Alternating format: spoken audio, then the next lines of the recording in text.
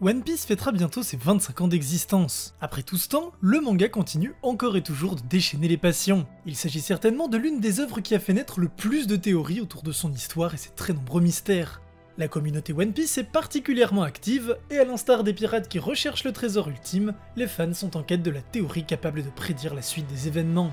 En même temps, l'œuvre est un véritable terrain de jeu pour les théoriciens en herbe. L'auteur s'amuse à laisser des détails partout qui peuvent devenir l'annonce d'un retournement de situation majeur des années après. Il dépeint un univers extrêmement riche, et après 2 décennies et demie d'histoire, il parvient toujours à dissimuler les plus grands mystères de son récit et à conserver notre attention.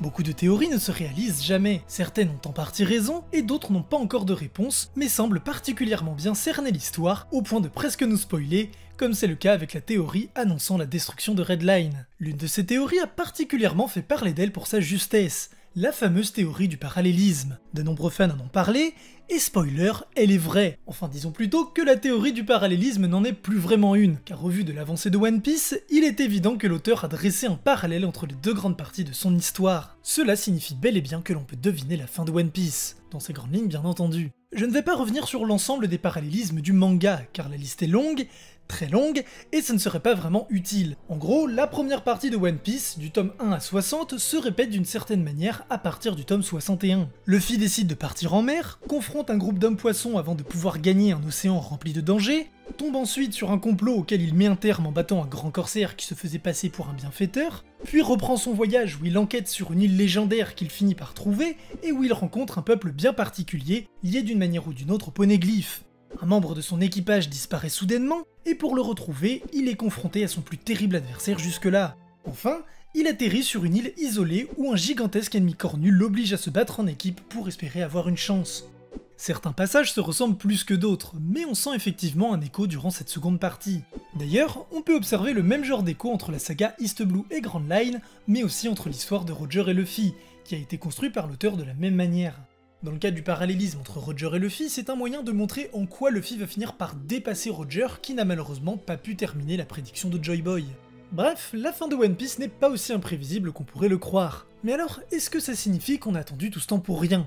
Non, bien évidemment, tout comme ce n'est pas une quelconque preuve d'un manque d'idées de la part d'Oda. Au contraire, l'histoire est continuellement rallongée car il lui vient toujours de nouvelles idées et il a parfois du mal à synthétiser, en atteste le début de Wa. Avoir mis en lumière cette répétition entre les 2 parties ne signifie pas que toute la suite est prévisible et que tout n'est qu'une immense déception. Selon moi, c'est une preuve supplémentaire que Oda est un excellent conteur d'histoire. Déjà, ce n'est que le squelette narratif qui se ressemble, pas les événements en détail. La suite n'est donc prévisible qu'à un certain degré. Il est encore impossible de deviner précisément ce qui va arriver. On ne peut que spéculer. On se doute que Luffy va battre Kaido, mais que se passe-t-il du côté du gouvernement, de Barbe Noire ou encore de Shanks ? Vous l'aurez compris, le plus important garde une part d'inattendu. D'ailleurs, connaissant un minimum Oda, il est fort probable qu'il se serve de ça pour mieux nous surprendre en se détachant complètement de ce schéma narratif sur la dernière ligne droite. Effectivement, les parallèles commencent à devenir un peu plus flous à mesure que l'histoire progresse. Jusqu'à Dressrosa, on a presque assisté à un décalque de la saga Baroque Works, mais depuis, les similitudes entre arcs se chevauchent selon moi. Le parallélisme dont je vous ai parlé juste avant ressemblerait à cela. Chaque arc correspond à un autre. Toutefois, la fin de Dressrosa semble bouleverser cet ordre. Jaya correspond en partie à Dressrosa avec l'apparition de Bellamy et Burgess, mais fait également écho à Zou en tant que courte étape riche en révélations et sans véritable boss pour Luffy. Whole Cake me rappelle aussi Skypiea avec la présence d'une reine omnipotente contrôlant le climat, où peu voire aucun Mugiwara n'affronte d'adversaire à l'exception de Luffy, et où le haki de l'observation va avoir un rôle central. Enfin, certains aspects de Wam évoquent bien plus l'arc Enies Lobby que Thriller Bark. Il se présente comme un point d'orgue pour l'équipage, où chacun des membres va avoir droit à son duel face à un adversaire qui va lui permettre de se dépasser. Beaucoup de ces adversaires possèdent un Zoan, notamment le boss réputé invincible, qui va nécessiter un power-up inédit de la part du héros. Même les enjeux liés à la confrontation d'un empereur me rappellent plus la démesure du Buster Gold d'Enies Lobby et la déclaration de guerre au gouvernement, plutôt que le combat anonyme face à un Moria vaincu plutôt facilement, comparé à d'autres adversaires. Je ne sais pas si tout cela est pertinent, mais toujours est-il que le parallélisme me paraît effectivement de moins en moins strict. Avec ce schéma, on peut ainsi en déduire les prochains arcs de l'histoire. Personnellement, je pense qu'il y aura un autre équivalent à Thriller Bark, un lieu où l'équipage aura beaucoup moins d'affrontements à gérer et pourra plus ou moins souffler avant d'entamer la dernière ligne droite. Elbaf est le candidat idéal selon moi, car on y retrouverait aussi le côté huis clos de Thriller Bark. Ensuite, la dernière étape de la carte avant Redline, Roadstar, qui sera probablement l'occasion de rencontrer Scooper Gaban. Arrive ensuite la découverte du One Piece et des secrets du monde, où l'équipage devra s'enfoncer toujours plus profondément dans les couches de l'histoire du siècle oublié. Enfin, tout cela nous amènera à la dernière grande bataille finale, puis à un épilogue émouvant avant le The End clôturant près de 30 ans d'histoire. Bon ok, ça nous a plus ou moins permis de déterminer la suite et fin de l'histoire. Et maintenant, on s'arrête là? Non. Si beaucoup d'événements se répètent, d'autres, les plus importants à mon avis, agissent comme des fils conducteurs et continuent leur progression. Je pense notamment à Barbe Noire qui poursuit sa quête, l'évolution de la marine et du gouvernement, la place de Shanks ou encore les agissements des révolutionnaires et bien sûr de Luffy. Et c'est là tout l'intérêt du parallélisme. Les points communs permettent de souligner les points divergents de l'histoire et ce qui ne se plie pas à ce modèle. Les deux parties mettent ainsi en évidence le rôle de Luffy. Il subit en majorité dans la première et mène la danse dans la seconde. Lors de la première partie, Luffy a surtout eu beaucoup de chance et il a subi les événements majeurs. Il a battu Crocodile et Ener grâce aux faiblesses de leurs fruits. Crocodile grâce à sa vulnérabilité à l'eau, et Ener grâce à son immunité face à son Logia. Sans ça, Luffy aurait été incapable de gagner. Bien entendu, je ne dis pas que Luffy ne mérite pas sa victoire ou qu'il était faible, il a su tirer parti des faiblesses de ses adversaires et de ses propres forces. Mais si l'un ou l'autre avait eu un autre pouvoir, il n'aurait certainement rien pu faire. Il se retrouve d'ailleurs complètement démuni lorsqu'il croise un amiral qui n'est même pas en service. Luffy prend conscience de tout cela lorsqu'il arrive à Water 7 et qu'il se retrouve face à la nécessité de développer ses techniques s'il souhaite poursuivre son aventure et protéger ses amis. Sa victoire contre Lucci est donc sa première victoire totale contre un adversaire initialement plus fort que lui.